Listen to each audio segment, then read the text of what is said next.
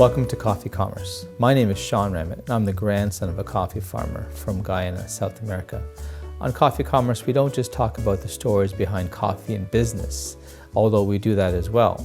We also talk about the stories behind coffee and how coffee has influenced society, ideas, culture, and even some of our thoughts. We've been talking about coffee houses in England, and last time we talked about penny universities. We're going to continue our discussion on how coffee houses have influenced Oxford and also English society. It was Arthur Tillyard who opened up Tillyards Coffee House in Oxford. Although it was not the first coffee house to open there, it became one of the most influential coffee houses in the area. Tillyards would set the standard for future coffee houses to follow, not just in Oxford, but elsewhere as well. In particular, Tillyard would be the place where influential groups would meet and have their starting point. Through weekly meetings at Tillyards to discuss and debate areas of scientific interest, the Royal Society was established. This is a syndicate that today still advises the English government on scientific matters.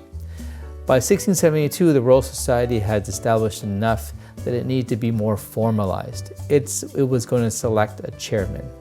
They found the ideal candidate in a young man who was also a frequent of the coffee house. His name was Isaac Newton, and the rest, they say, is history. Another member of the Royal Society was Christopher Wren, who became a noted designer, astronomer, and a great English architect of his day. Wren designed 53 London churches, including St. Paul's Cathedral, as well as many other buildings. Wren played a key role in the rebuilding of part of London after the Great Fire, which also destroyed many coffee houses at that time.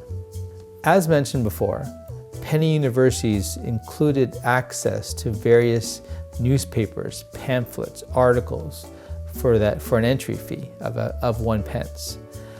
There were runners who would go from coffee house to coffee house, sharing and updating news and the local things that were going on at that time. These places of debate and discussion soon became fuel of content for newspapers themselves, with the original Spectator and Tatler magazines seizing much of their content from things heard in coffee houses. Even today, the popular Spectator blog is called Coffee House, which is a nice testament to its beginnings. These new locations would pave the way for a new era of English society, labeled by the historians as the Age of Enlightenment, a period which saw a reform in the way intellectual thought is pursued and even accepted socially. And the coffee house would be at the heart of it. We will talk about this in another story with another cup of coffee. Thank you.